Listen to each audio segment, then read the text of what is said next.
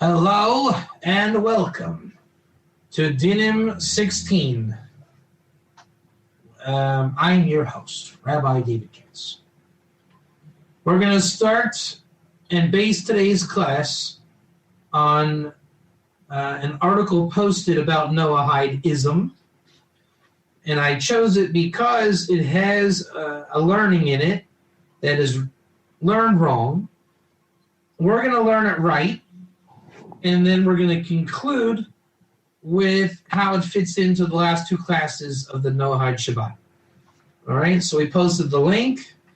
And James, if you can just read slowly, and I'm going to come in with commentary in and out of what you're saying as it comes up. Go ahead. Then we start at in Baba Metzia? No, we'll start at the front and just make our way through. Everyone, listen, if you have the link posted in the room, follow along. Again, my intention is that when I find these websites and blogs, what I find is that they articulate with pitch-perfect clarity what the party lines are and poor thinking is, and they're all in unison. It's not like I'm just picking on someone. It's just who articulates the other side clearly. And we have our favorite friends and foes out there that pretty much paint the picture of what bad learning, we'll call it bad learning, says that Noahide is supposed to be. That's, everyone is either a Goy, Gentile, or a Jew. If you don't want to be a Goy, then you convert to Judaism. And if we're going to be Goyim, we should be good Goyim, and 7 laws of Noah, Noahide, and overthrow governments, and all kind of good stuff like that. It's pretty pathetic and insulting, but I'm not doing it to antagonize this post. Again, we're isolating in this teaching, what you mentioned, Baba Metzia, he's going to boil his entire shita or view of learning on one kernel, and that's what I want to pick on. Is you can't just say a guy's nuts. I mean, he has a point. Even if he learned it wrong, there's a point. And I'm going to exploit that point and throw him a bone and even prove his point, and that still does not negate Ger. All it does is accentuate, and we'll see in context when we get there. I don't want to put it out now, so it doesn't have any context. So go ahead. All right. Clarion call. There are many in our society who oppose the Noahide Code. All one has to do is Google Noahide laws, and you will see the proliferation of anti-Noahide websites that have infested the Internet. For those familiar with the Noahide law, the distortions of these haters is easy to spot. For those unfamiliar with the Torah, not so much. Basically, Noahide has controversy on every level, and that's fine. It just, it's a loaded term for where I'm coming from with its limitations, conspiracy theorists, religious, whatever. It just, he's saying it comes at all angles. Go ahead. The majority of these anti-Noahide websites are Christian websites, although there are more than a few that are atheist. The fear of the Christians is that the Noahide law has the power to destroy their religion.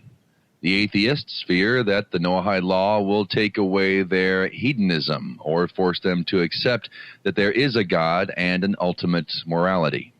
I just want to say the biggest problem I have with Noahide, personally, not professionally. Professionally, something different. Just David Katz of Modin, Israel. I'll even give you my personal anecdote of where I'm at in my personal life. You guys probably know my wife passed a couple years previous, 1 or 2. Everyone give me a 1, hopefully. No, don't know, don't know. So it was unfortunate it happened, but the point is I'm dating now, looking to get married, and I have 2 kids, as you know. And the matchmakers in Orthodox Judaism, you work with a matchmaker. And they, I went to a speed dating event. I hope so. I hope it's Mazel Tov. I went to a speed dating event, Erev Yom Kippur, and just before my Texas trip, I think I went. And the matchmakers, like, they love my work. One guy, I guess he has an involvement with the nascent Sanhedrin. So he says, "Oh, Rabbi Katz, I'm glad I got to meet you. I've seen your book and your work with the Sanhedrin." It's kind of like a party topic when I get there. I'm not there to do work, but it seems like everyone wants to talk about the work. So when it comes to actually dating and meeting somebody, the women that are eligible, which is already slim pickings because I'm a Cohen, and a Cohen cannot marry a divorcee, so it's already hard to find somebody.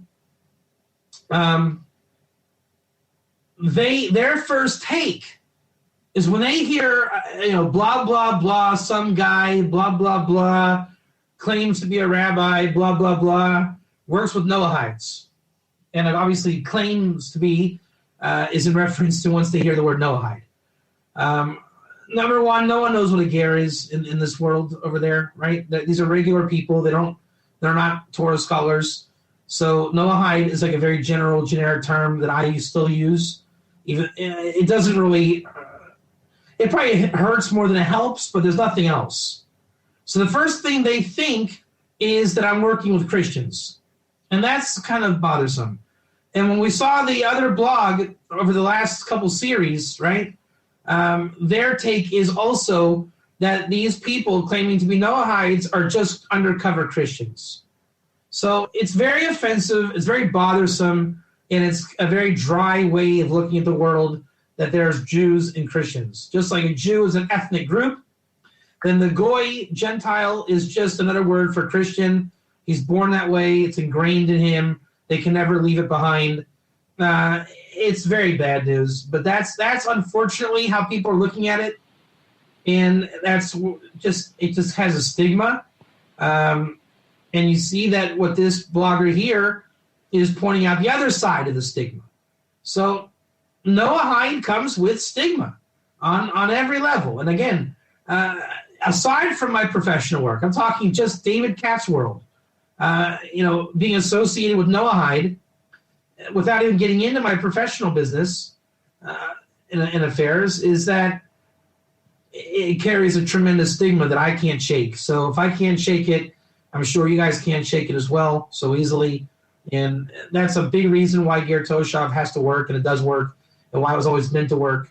And Noahide was never a good alternative. But anyways, you can see that this blogger's approach is going to be that the movement has an intrinsic need and desire to go Christian. And we're going to obviously refute that and talk about that. The anti-Noahides have it right in that we are out to destroy organized religion, particularly Christianity, the main organized religion in America. So this is my number one personal gripe that I have with counter-missionaries, which has nothing to do with this article. I'm just pointing out things as we go. The counter-missionary approach is a constant battle with Jesus. You see Michael Skoback, Tovia Singer, every day. Paul said, Jesus said, did Paul say, did Jesus say, did the New Testament say? And we're upset about the church, and I understand. There's things that are emotionally harmful about it. Okay, fine, but really, I mean, on a kind of stringent point of view, that is still largely shituf. Which is allowable idolatry, like a kosher church. There is a true God, but we exist in kind of a churchy atmosphere.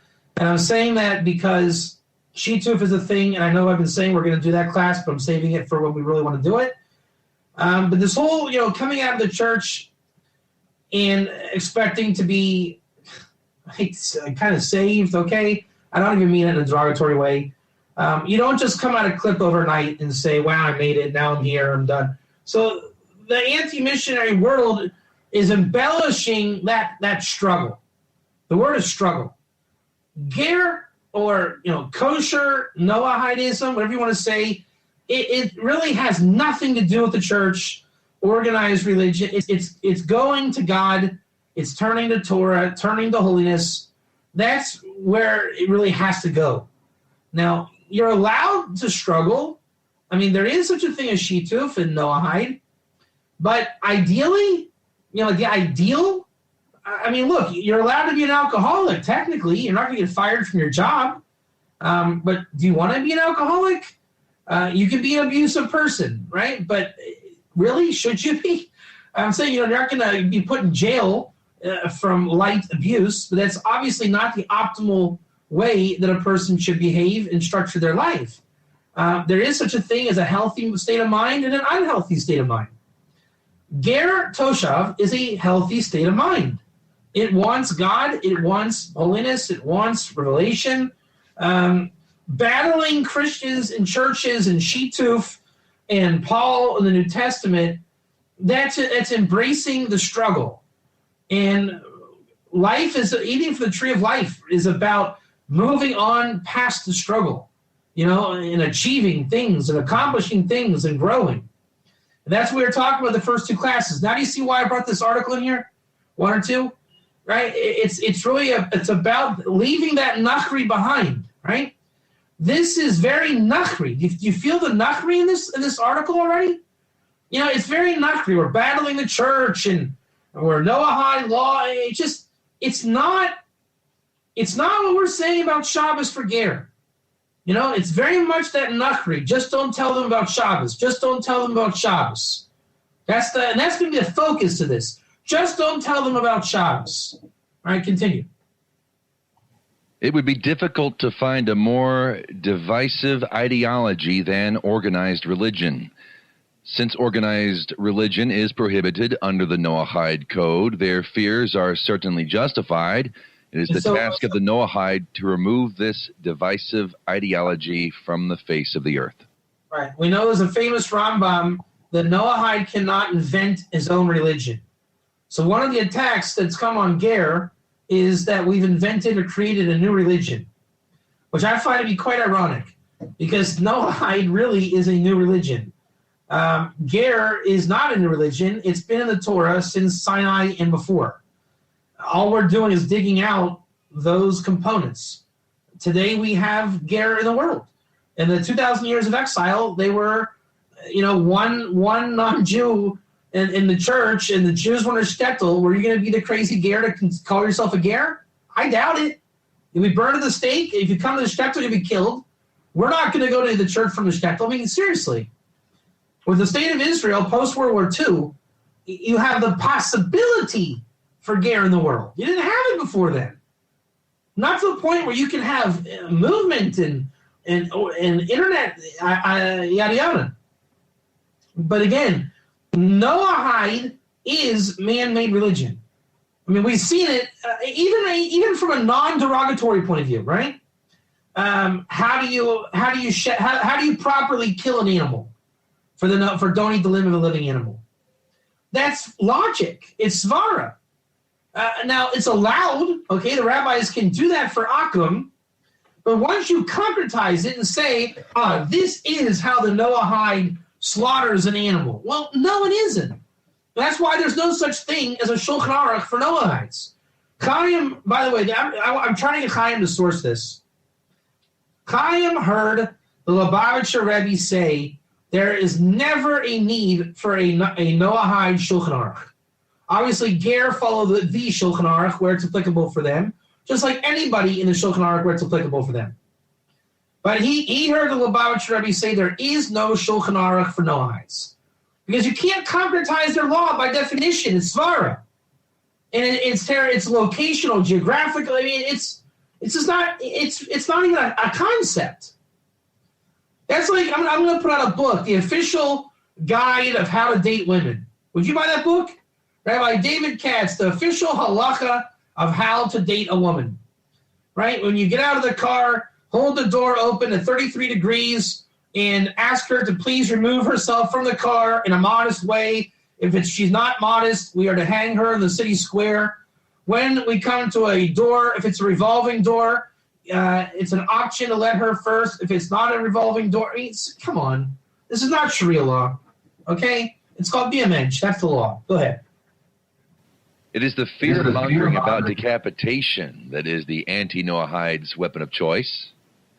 They use this threat to incite others against the Noahide code, spreading fear that if Noahide law becomes, quote, the law of the land, unquote, the Noahides will decapitate not only Christians, but anyone who violates the law. To think that we would promote a legal system that would mete out death for someone who steals a loaf of bread is ludicrous. This inflexible interpretation of Dinim makes Yavert look like Mother Teresa. Which, by the way, this is the number one, I don't know, number one, but let's call it number one, reason why Ger exists. Ger goes by a merciful din of Torah. Noahide is din of Torah. Right? We saw this in the Grease and the Rambam. The Noahide that accidentally kills gets killed. The Ger that accidentally kills gets exiled. The Ger, by definition of Torah, carries a merciful law in the din of Israel of Sinai. Noahide law is lacking that mercy. So where one can argue here that it's the radicals that make an inflexible din, maybe, but as a fact, Ger achieves the same exact concept, and it's the Torah motion. So he's using Svara. We know from the Torah itself, Ger removes this kind of perversion.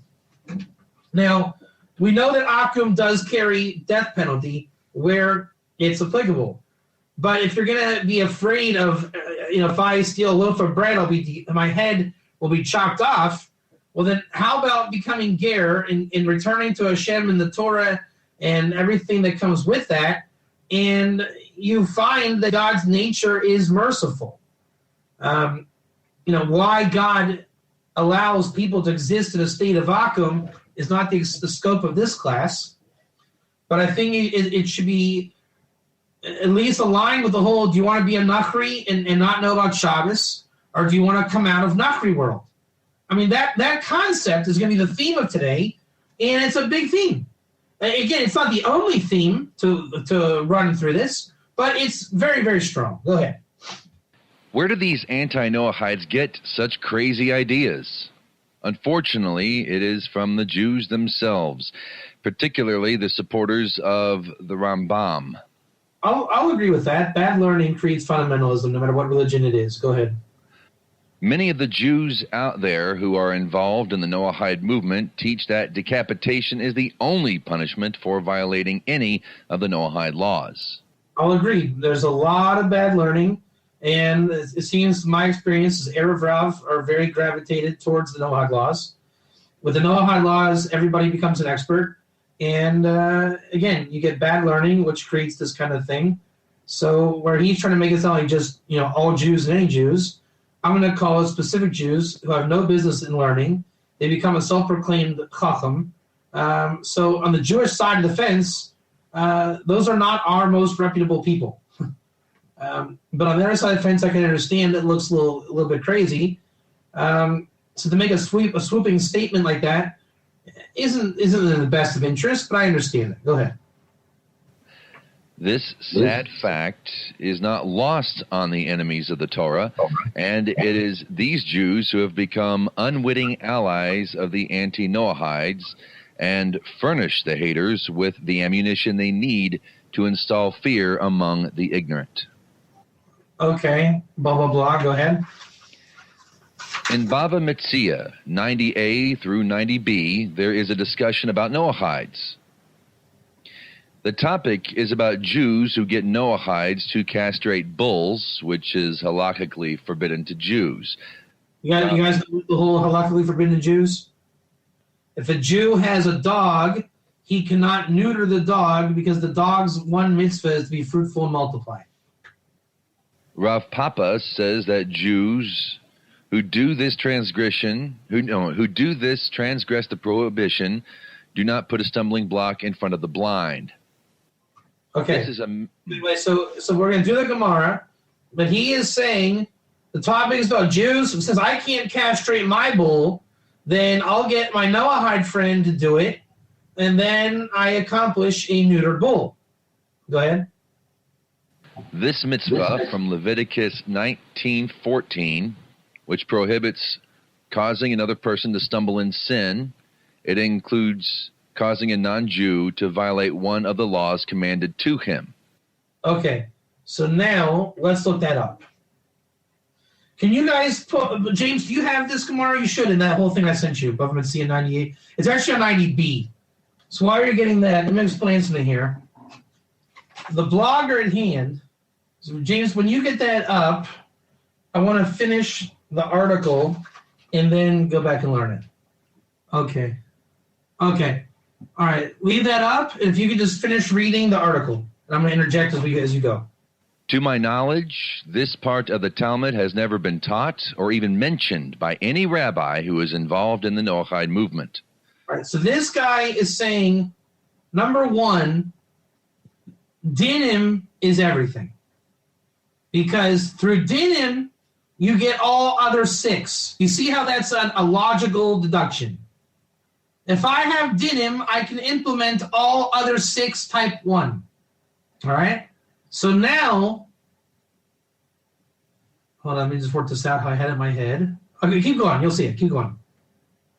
The reason for this is clear. Any Jew who interferes with a Noahide's observance of the 7 laws is in violation of halakha. Right. So if you distract the Noahide from Dinim, then by definition he will not only not do Dinim, he will not do all other 6 type 1.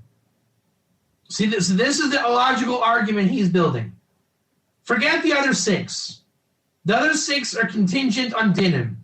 So me, the Jew, all I have to do is pervert Dinim or distract you from Dinim, and I will then divert the entire Noahide movement and thereby deter the whole world. That's what he's saying. Keep going. It is bad enough for the rabbis to fill the Noahide's head with obligations which have nothing to do with the Noahide law. So that takes away from Dinim. So when we teach about Shabbos, you get so excited about Shabbos, you don't even want to do Dinim, and you don't even care about the other 7 Noahide laws. That's the argument he's building. Continue. But to tell the Noahides that they must not attack the idolatrous religions which permeate our society. Okay, so by not doing Dinim in America, you are preventing all of America from doing the Noahide law. If you would promote Dinim in America, then the whole world would be doing Dinim and Noahide law. Continue. To tell them that our obligation to Dinim is only to set up courts of justice, to tell Noahides not to campaign for social change, but to let God handle everything, to tell the Noahide that every violation of a Noahide law is a sovereign Noahide state, in a sovereign Noahide state, result in decapitation. These things are what cause Noahides to stumble by preventing them from fulfilling the observance of Dinim. It is a violation of halakha. So he's saying that this halacha, this Gemara, is the basis of the entire Noahide movement and everything that we built on top of this. Right? So when the Jew puts a stumbling block before the eyes, the blind, in Dinim, then it makes every diversion from Dinim and all Noahide laws are gone. So if you would establish one halacha, this halacha, get out of our way and let us not stumble in Dinim, everything would be fixed. Do you see his logic? Continue. I can see it. I find it easier to prohibit idolatry first to fulfill the others, but that's just... I agree, but we're going to learn how he didn't even learn it right in moment. See it. Don't worry. Go ahead. Some years ago, when I started to wonder about why the rabbis were teaching the Noahides Judaism instead of Noahide law, i.e. that there's a God in spirituality, Kabbalah, and Shabbos, I told my concerns to a friend of mine, a rabbi who was sympathetic to the cause. He discreetly talked to some of the rabbis involved in the Noahide movement, and my fears were confirmed. The rabbis involved in the Noahide movement are deliberately teaching the Noahides that the 7 laws are only a vehicle for personal salvation, steering them away from the social dimension of Dinim. That's a skewed argument, number one, bad learning by those people that he would have asked. Number two, the skewed argument is because the entire focus, again, is steering them away from the social dimension of Dinim. He's actually saying that it's not wrong to be spiritual. He's saying it is wrong because it distracts and steers away from Dinim. The rabbis do not want the Noahide movement to grow. At least not in the direction it is supposed to. That's a ridiculous statement. Keep going. The last thing they want is for Noahides to campaign against the current social order, to instigate society-changing reforms. They feel that Noahides would rile up the public and cause problems for the Jews. I don't know one Jew that ever thought such a thought. But anyways, go ahead. This is, of course, a valid concern, but what are we to do? It's our tuchas on the line, not theirs. We are ultimately responsible for keeping the 7 laws. And the 7 laws cannot be observed in their entirety unless we make them the basis for our society's legal system. However, by interfering with the Noahides' observance of Dinim, the rabbis themselves violate the halacha outlined in Bava Metzia 90b by placing a stumbling block in front of the Noahides. It is obvious that the rabbis are leading the Noahides down the wrong path. It is also obvious that they want to be in control and will not follow our lead in directing the course of implementing Noahide law in our own society. The only recourse is for them to get out of our way. So I think you can see the obvious contradictions in the last part that don't need to do an ad hominem attack. Okay, let's go now. The top of Bava Metzia 90b. Let me see your version. I hate to do this to you, but back up just to the 90a, and then get a running start at the bottom. It's short. It's like one sentence more. Come and hear, for they, the scholars, sent to Samuel's father. What of those oxen which the Arameans steal at the instance of the owners and castrate? Which Arameans steal. Is that right? What is an Aramean? I'm sorry about this. Go back again. I want to see what that number 1 goes to. Or wherever that reference for number 1 goes. From the 3rd century onward, the Babylonian heathens, the Mandeans or Sabians were designated Arameans. Okay? And number 2, this was a device resorted to by Jewish owners in order to evade the relevant prohibition. I'm guessing that's probably don't put the stumbling block for the blind, right? 22:24. Let's see here. Aleph. No, let me see what 22:24 is. Hold on. Let's see, what is that? That is Leviticus 22:24. What prohibition is that?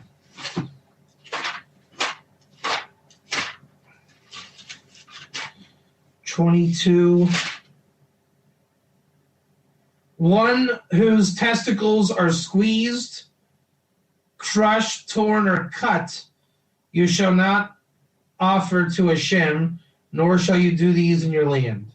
Interesting. It's about an ox or a sheep. Very interesting. Very interesting. Hold on, I want to see this one inside. Hold on. Very, very interesting. So this is very interesting. So the Jew would want to castrate the animal, and I just realized I taught you a party line. Today it's like your dog. It's because of the fruitful multiply. But back then, in Temple 22:24, it's because you're violating a direct command. You're not doing it because you don't want puppies. You're doing it because you want to temper the bull, but the prohibition is a different prohibition. Yeah, you do it to sterilize, but I guess it is illegal in the land of Israel. Yeah, basically, neutering is not legal. Very, very interesting. Okay, continue now with the next page. So what they do is they would have some kind of Gentile. We don't know which kind that means. Go ahead. The Palestinian scholars hold with Rabbi Hidka. Wait. It's not with you. Hold on. I remember the Mahu. One second. This is it's thick Aramaic. Hold on a second. And with the pages. So, I'm trying to match up my version with yours. Mahu. What did we? Man, it's hard to match this up with the English and the Hebrew. Shlach lechu. I think I can't tell. Can you just back up one more time? I'm sorry about that, but I'm having a very hard time matching the Aramaic with the English. I don't think the translation is perfect, but which Arameans steal the Ganvin Aramai at the ends of the Jewish and Umeganachim Yisfam. Okay, so that Mahu, what's the case? What's the din? Shlach lechu, he replied, Arama, since an evasion. Okay, now flip it. He replied. He says, what's the case? Can the non-Jews do this to the Jewish bull? Blah blah blah. What's the case? He replied, it was an invasion was committed with them. Rama as avid behu. Turn the evasion upon them. Arimihu alayahu. And let them be sold. Vayizdavon. Now, number 3, this proves that one may not even instruct a heathen to perform that which is forbidden merely by a negative precept as castration. All right, this is a thick Aramaic dialogue. Let me see what Rashi says.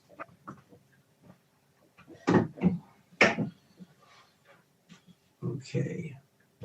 Omeganchin yishon, aleph, bracket.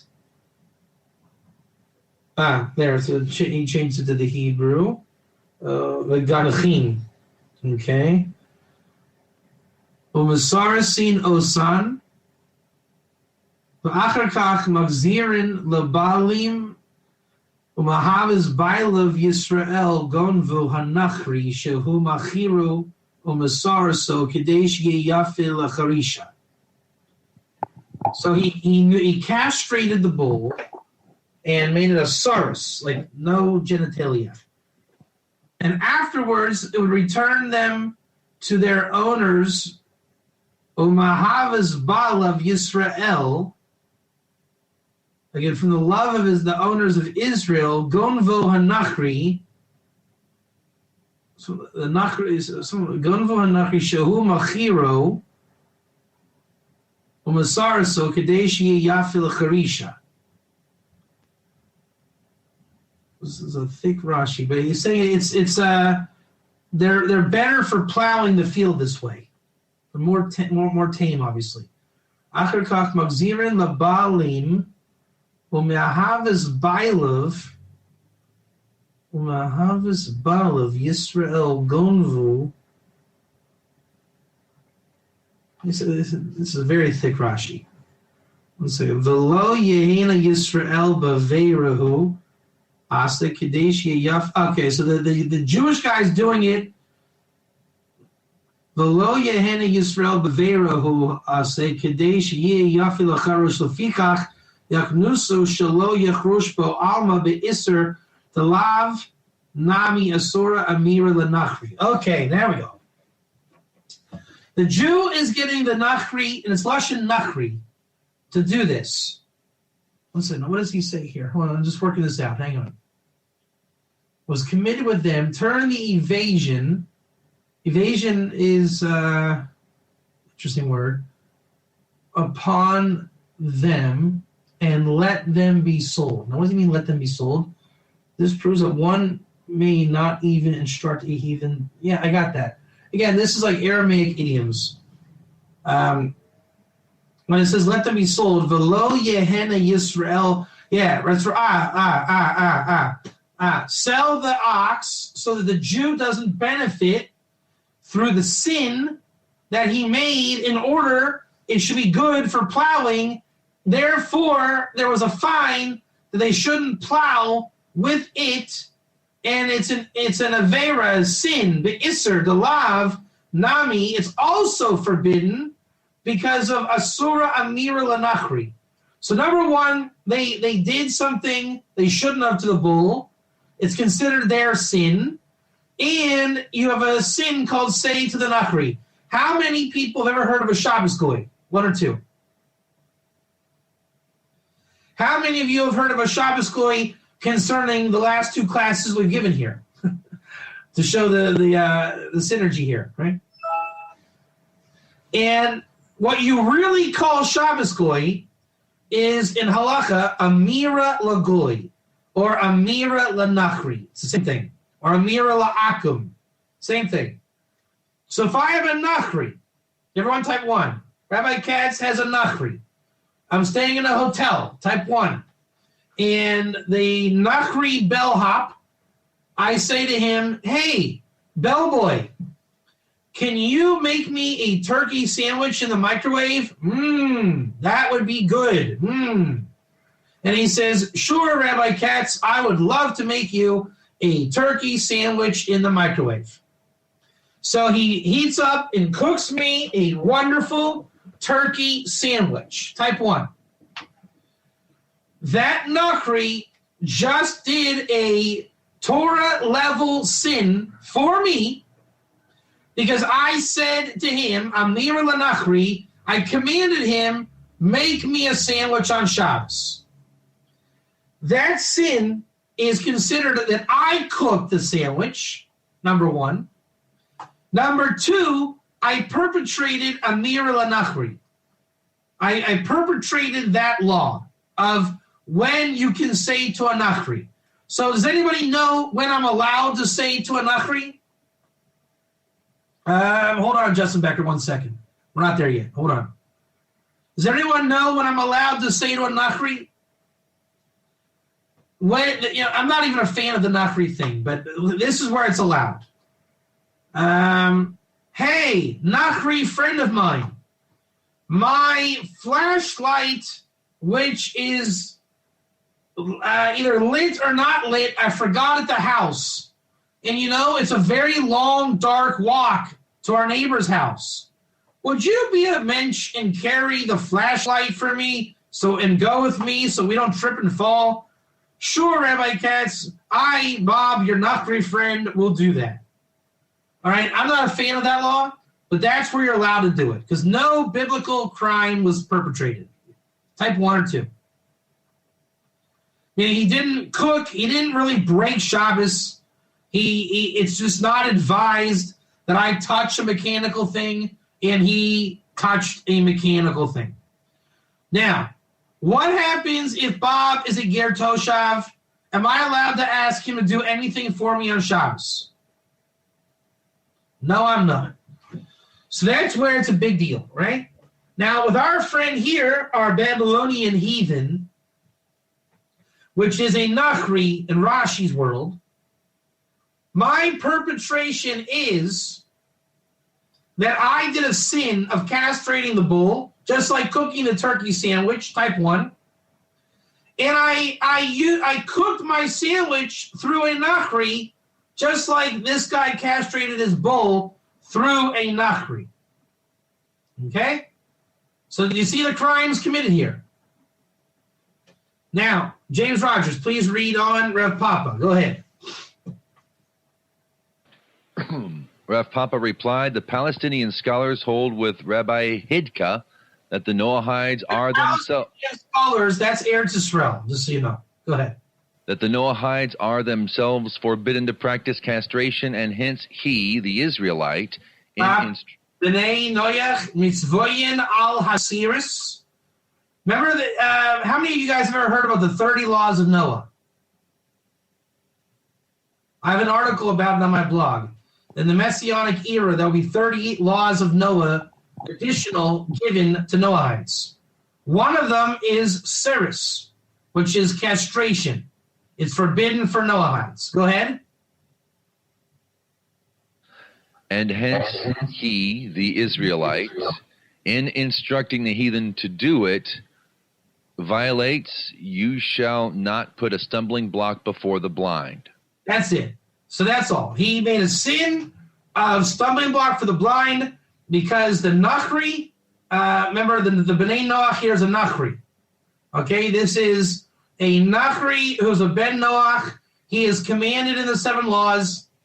And this chap right here, he is trying, and he's in process in the middle of going from Nachri to Ben Noach, who keeps the 7 laws.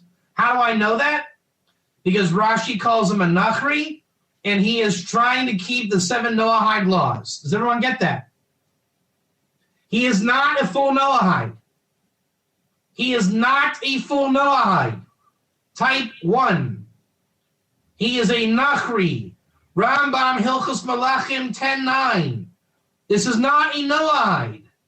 Type 1, if you understand why he is not a Noahide.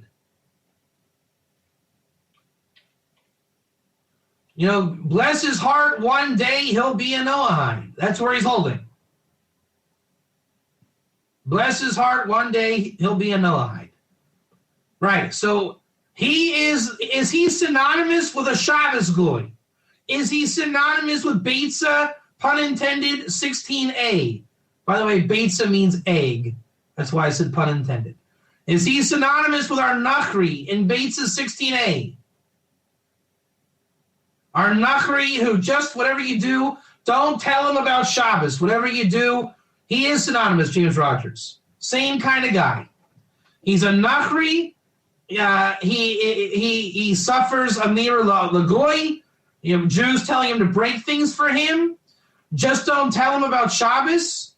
And apparently we'll just pervert the judgment and let him castrate our bull, right? If he was a Noahide, he would be called Ger Toshav, the second opinion, which is the Psak Halacha of Avodah Zorah 64b, type 1. Thereby, it is illegal to have him break Shabbos for you, and thereby he would know not to castrate a cow or a bull for a Jew. That's why you have to become a Ger Toshav. James Rogers, if you're not a Ger Toshav, would you even know that the Jew was trying to perpetrate a fraud? How would you know that? If I would have been amongst Israel, I would have learned what they do and how they do it and why. That's right. Right, and if you're a Nachri, you can see how you would be exploited to basically break your own law. Yes. Because you wouldn't know any better. Right? That's the difference between a Nachri Ben Noach and a Ben Noach. The Ben Noach knows the Noahide laws. The Nachri Ben Noach is commanded in them, and he's trying to do them. The whole thing is the Jew is commanding him. Why is there a Ger Toshav today? Because a Ger Toshav knows not to be a Shabbos goy. A Ger Toshav knows not to castrate bulls. Now, again, let's read Rashi. Now that we know the Indian. All right, so he wants to castrate. Omisar sin oisin. Va'achar kach magzirin labalim U'me'ahavis bailav Yisrael gonvu hanachri shehu machiro u'masarso kedei sheyeh yafa l'chirish. Hold on, one second. Masarsin oisim, achar kach magzirin lebalim, u'me'ahavis bailav Yisrael gonvu hanachri shehu machiro u'masarso kedei sheyeh yafa l'charisha. Basically, they made a little contract here. The Nachri and the Jew. Vayizdavon v'lo yehena Yisrael b'veira hu asa kedei sheyeh yafa l'cherish lefikach yiksnu shelo yichrosh bo alma be'isr. Right, he put a stumbling block before the blind. The lav nami asura amira lanachri. Okay, so now let's think about this logically. Ready? This is the crux of the whole argument. The law of there's two laws at hand here. Who can tell me the two laws the Jew broke? Two laws the Jew broke. Amir Lanachri, type 1, and don't castrate. No, there's no dinim here. That's Alan Cecilism. There is don't actually you can call it 3 laws. Amir Lanachri, don't castrate, and stumbling block before the blind. Everyone got a 1 for me? Good to see you, Edo. Okay, now, and we're going to paint this picture, me and James Rogers.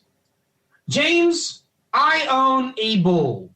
You're going to be our resident Nachri, God forbid, for this little episode. Now, I want you, my Nachri friend. What did I just do? I want you, my Nachri friend. What did I just do? Amir Lanachri. Right? Yeah. When I said I want you to, I'm commanding you to do something, and it's going to become not kosher, so I just did Amir Lanachri. I want you to castrate my bull. That's 2. Number 3 is those 2 together. I placed a stumbling block before the blind. Because you are a Nachri, and if you would have been a Ger Toshav, I wouldn't have got away with it. And because you're a Nachri, you are not knowledgeable enough to not castrate my animal. So again, the stumbling block for the blind is because I was able to pervert the Nachri command and your lack of knowledge. Therefore, you did a sin for me. And you didn't realize that you were helping me sin. So, by me sinning, you stumbled in blindness. By me commanding you and not knowing, you stumbled in blindness. So the 2 sins were 2 sins were 1. I caused a stumbling block before the blind. And we see that the stumbling block before the blind has to do with what is the blind concerning a Ben Noach when he's a Nachri and not a Ger Toshav. He cannot know his own law, and he will help me commit a crime that he is not allowed to do. Do you see how, again, we've shown how Ger Toshav gets you out of a Nachri din? Type 1. Hilchos Shabbos is a perfect mashal for this. In Shabbos, if he was a Ger Toshav, he would not be commanded by me, the Jew, and he would not cook my sandwich. Type 1. I would never be able to commit a stumbling block before the blind like this with a Ger Toshav. Type 1. With a Nachri, I can commit stumbling block before the blind. Now, the stumbling block before the blind is because I commanded the Nachri, Amir al-Nachri. And I can only command a Nachri, I cannot command a Ger Toshav. If I command you, James Rogers, James, will you please go out and castrate a bull for me? What would your answer be 10 times out of 10? No, sorry. Right. Now, if I were to call a farm in North Korea, and I would say, will you please castrate a bull for me for what, $5,000? Do you think they would do it? I'm saying yes. Yeah. I don't know North Koreans, but I'm just guessing they probably would do it based on what I see on CNN. So therefore, they stumbled because they're Nachri. I sinned because they're Nachri. Okay. We're focusing the argument on the Nachri. James Rogers, is a Nachri a kosher Noahide?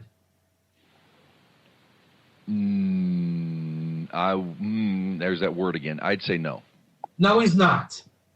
So the whole entire stumbling block before the blind, theoretically, is being used here in this Gemara. At least here's not even theoretical.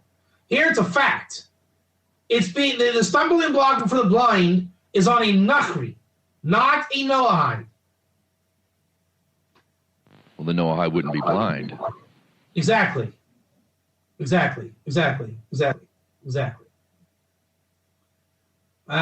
there we have the case in the Talmud. Let's go back to our friend and let's go over his Torah again and see if it fits.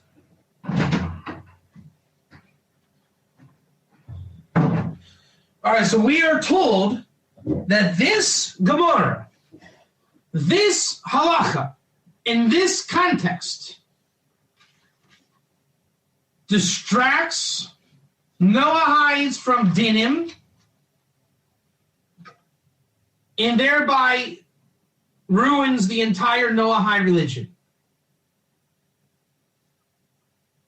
The only problem is, did we actually make a stumbling block in this Gemara to his mitzvah of Dinim? Did we obstruct the Nachri's Dinim? I'm going to say no. Looks like another. If you say Nachri's Dinim, Right. Yeah. I mean, it's a Nachri law. I don't think it's appropriate to say the mitzvah of Dinim was obstructed by an ignorant Nachri. I would say that Nachri was blinded because he's not Ger Toshav. Meaning he was not even holding at Dinim or any law. I mean, he wasn't holding at anything. He's a Nachri. What the Jew stumbled with him was taking advantage of his ignorance. And that's where the stumbling block was. That the Jew was able to sin through the aid of the Nachri and the ability to command the Nachri. I'm just working this out. So the Nachri did not stumble except in his own ignorance. So I guess the question would become, if the Jew did not command the Nachri, how do you work this? If the Jew would not have commanded the Nachri, there would have been no stumbling block. Thereby, what would be accomplished by the Nachri? Nothing. See, he didn't take away his Dinim. All he did was he put it in motion that accentuates his Nachri state. Yeah, that's it, right. There's no up and down with the Nachri. The Jew didn't lower him, right? The Nachri was exploited on the level he's on. I.e., if the Jew would have left him alone, no change would have been made to that guy's dinim. Even still, the Nachri really wasn't liable here either. Because the Amir al-Nachri was the Jewish sin. The castration was a Jewish sin. Nobody would put to court the Noahide here. It was the Jewish sin. It's just the Jew can't sin through a Noahide sin. But even if you want to say that he would have been relieved of sin, nobody took away his dinim. Let's read it inside. Go ahead and read from underneath Ted Turner. Go ahead. Wait, Justin Becker, that's correct. But that ignorance has nothing to do with the premise of the dinim issue. That is a premise of Bates 16a, the start of the sugya. You don't keep a nachri. That's where I'm going with it, right? We don't keep nachri at nachri. That's what I'm saying the perpetration is. Not that we are, what's his word? Where's his word? What is the, hold on. I'm going to use his word. Where's he have it?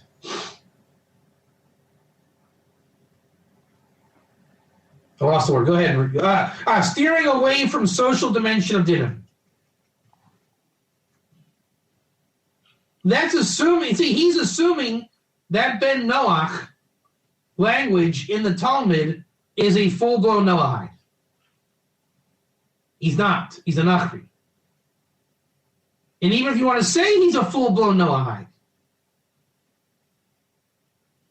the Jew did not steer him away from dinim. He did a completely different, it's not even, they're not applicable. Go ahead. Read from in Bava Metzia. Go slow. In Bava Metzia, 90a through 90b, there is a discussion about Noahides. Not really. It's about what Noahides are supposed to do and about what a Nachri did do. You see how it's both? A Noahide doesn't castrate a bull. But that is not a dinim issue. That's one of the 30 Noahide laws against castration. So if you want to say in the dinim of castration, that's already, kind of separate from dinim. I mean, every Noahide law has dinim. So, go ahead. The topic is about Jews who get Noahides to castrate bulls. No, it's about the Nachri that did it, and ideally the Nachri would be a Noahide Ger Toshav and wouldn't do it. Didn't they use the word heathen in the English translation we're looking at? I mean, they distinctly said heathen. That's not a Noah. Right. There was some of the Arameans and the Nachri. And only the law about a Ben Noach, what did it say in the Talmud?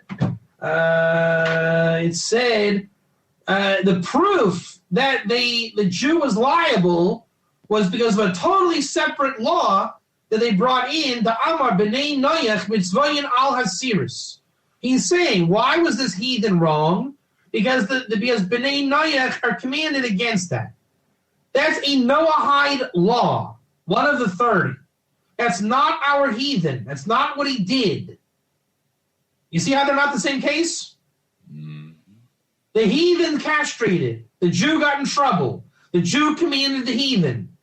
Now, the Jew should have known better than to command the heathen, because that heathen should not be a heathen. He should be a Ger Toshav. And then he would know, I am not allowed to castrate bulls. So again, the Nachri was ignorant of the B'nai Noach law. Go ahead. Rav Papa says that Jews who do this transgress the prohibition, do not put a stumbling block in front of the blind. That's right. If they convince a Nachri to do that, that is a sin. Do not put a stumbling block in front of the blind. A keeper of the seven would not be blind. That's right. This is a mitzvah from Leviticus 19:14, quote, which prohibits causing another person to stumble in sin. It includes causing a non-Jew to violate one of the laws commanded to him, unquote.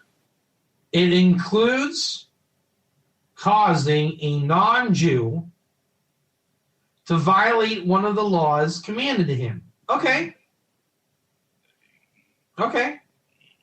A Jew should not ask a Noahide to castrate. Go ahead. To my knowledge, this part of the Talmud has never been taught or even mentioned by any rabbi who is involved in the Noahide movement. Oh, we just made history. Yoo!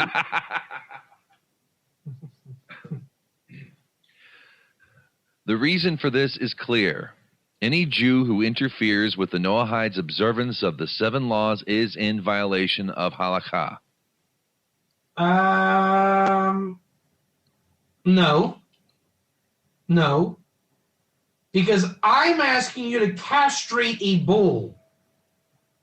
I didn't ask you to buy me a licorice. See the difference? I want you to castrate a bull.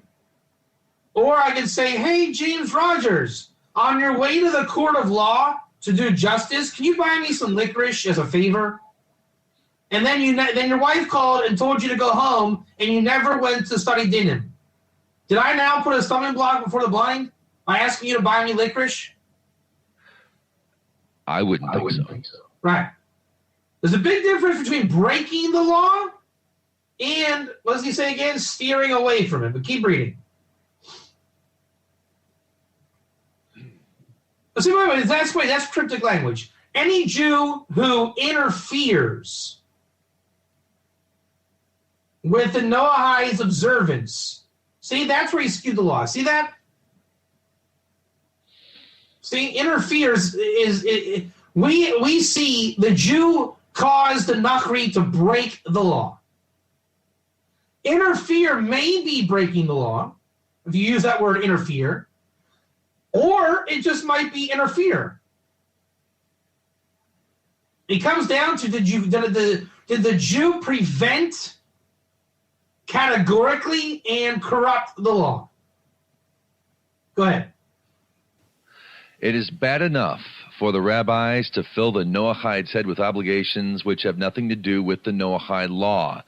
But to tell Noahides that they must not attack the idolatrous religions which permeate our society, to tell them that our obligation to Dinim is only to set up courts of justice, to tell Noahides not to campaign for social justice, but to let God handle everything, to tell the Noahide that every violation of a Noahide law in a sovereign Noahide state must result in decapitation. These things are what cause Noahides to stumble by preventing them from fulfilling the observance of Dinim. Is that true? It is a violation of halakha. Is that true?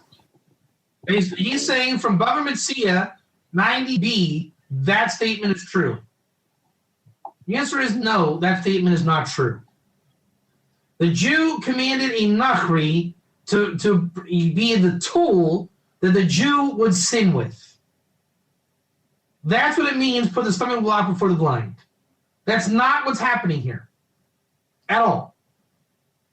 It's like maybe like a third, thousandth, whatever cousin, okay? It's not anywhere near the actual scope of the din. You lose. Keep going. Some years ago, when I started to wonder about why the rabbis were teaching the Noahides Judaism instead of Noahide law, I told my concern. So, if Judaism goes against Noahide law, then we can understand that that's true. But Judaism real Judaism, even called Ger Judaism, does not go against Noahide law. And if it does, like eating a piece of meat, like we said, it elevates to Ger, and then it's by definition not Nachri, and thereby it's not exploitation. Go ahead. I told my concerns to a friend of mine, a rabbi who was sympathetic to the cause. He discreetly talked to some of the rabbis involved in the Noahide movement, and my fears were confirmed. The rabbis involved in the Noahide movement are deliberately teaching the Noahides that the 7 laws are only a vehicle for personal salvation, steering them away from the social dimension of Dinim. Wait, so the rabbis involved in the Noahide movement are deliberately teaching the Noahides that the 7 laws are only a vehicle for personal salvation. No, they're not. Steering them away from the social dimension of Dinim. So we are saying don't do Dinim. That just makes sense. I can. Yeah. 10 years ago, 15 years ago, that was kind of because they were afraid of what might happen. It could, you don't want to offer a chicken up in your backyard. Your neighbors will think you're nuts. Right. The news would make a field day of it. Yeah. But that was 15 years ago, and yeah. Right. I think, but the fact that the Ger movement, if you want to call it that, is having a Dinim class every Thursday, I have a hard time believing that one. Go ahead. The rabbis do not want the Noahide movement to grow. Well, it sounds like he doesn't want the Noahide movement to grow. He's bringing me a Gemara about a Nachri, and he doesn't want to acknowledge Ger Toshav. I find that problematic. Go ahead. At least not the direction it is supposed to. The last thing they want is for Noahides to campaign against the current social order, to instigate society-changing reforms. They feel that Noahides would rile up the public and cause problems for the Jews. This is, of course, a valid concern, but what are we to do? Now, it's our... We've seen nothing like this in Bava Metzia. Nothing. I mean, this is just beyond belief at that point. Go ahead. This is, of course, a valid concern, but what are we to do? It's our tuchus on the line, not theirs. Really? We are ultimately responsible for keeping the 7 laws, and the 7 laws cannot be observed in their entirety unless we make them the basis for our society's legal system. But the Gemara was brought in a case from the 30 Noahide laws. So he's trying to say that one of the 30 is actually the Dinim. I mean, it's not about 7. It's just not. There's much more to Noahide than 7. Even if you want to call it Noahide. That's what the Gemara is saying. And he's not even a Noahide. He's a Nachri. Go ahead. However, by interfering with the Noahides' observance of Dinim, the rabbis themselves violate the halacha outlined in Bava Metzia 90b by placing a stumbling block in front of the Noahides. So if they interfere, what does that word interfere? If we tell you to not have Dinim, yeah, or like, go rob a bank for me, James, I need money, okay? Yeah, then it's a problem. But any sane person teaching Torah is not doing that. And if they are doing that, bless their heart. Go ahead. It is obvious that the rabbis are leading the Noahides down the wrong path. It is also obvious that they want to be in control and will not... leading the Nachri down the wrong path. That's what the Gemara is pointing out. That everybody's leading the Nachri down the wrong path. That's my whole point. Leave Jesus alone. Leave the church alone. That's the whole point of Beitzah 16a. Stop keeping Nachri. Go ahead. It is also obvious that they want to be in control and will not follow our lead in directing the course of implementing Noahide law in our society. The only recourse is for them to get out of our way. So he wants to take Noahide and give it to, and basically make conquered Nachri to keep Noahide law. And you know what? This is where I'm going to start my version of the shir today. He's right. You can be a Noahide who endorses Noahide and conquer Nachri and make them good Noahides, and that is a valid thing to do. But you know what you can also do? You can be a Nachri that grows to Noahide, grows to Ger, and that's what we're pointing out here. Once one leaves Nachri, they can remain Nachri Noahide type, or they can go to Ger. Gerim are for God. The Noahide is kind of like for Lafif Shuto. I wrote down little notes here. The Ger is for Shabbos. I mean, that's what started this class, and we're going to end on that note ultimately. That the most important thing for the Ger is being for God, and that's what Shabbos is about. That Gerim are for God, and Gerim are about being Bein Adam Lamakum, like between the relationship between them and God. Noahide, as pointed out by Cecil, is only interested in between her fellow man. Social justice, fellow man, that's fine.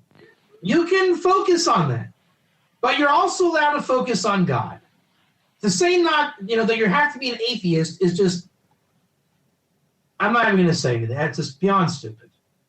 So the Ger understand in their service that Shabbos means the absolute truth, getting wisdom, being Ger, Shabbos, Israel, Torah, relationship with God, Shabbos for God, and there is no why. There's no why. The Ger understands Shabbos, God. The Noahide is all about the social relationship, 7 Lafib Shuto, and it's all about halacha. It's all we hear. Noahide Dinim are the most important thing of all the 7. And the Ger say that Shabbos is the most important thing. And it doesn't take away from the 7 at all. We're going to close on that note. So with that, I wish you a very good Shavuos. We'll have class during Shavuos, since it only comes out Sunday night, Monday night. So we should have class Tuesday, probably on Wednesday and Thursday. And then obviously we end the holiday on Sunday night, Monday night again. And the following week we're back on schedule. So there's your answer. Basis 16a is saying Nachri, stop being a Nachri, break out, and become Ger.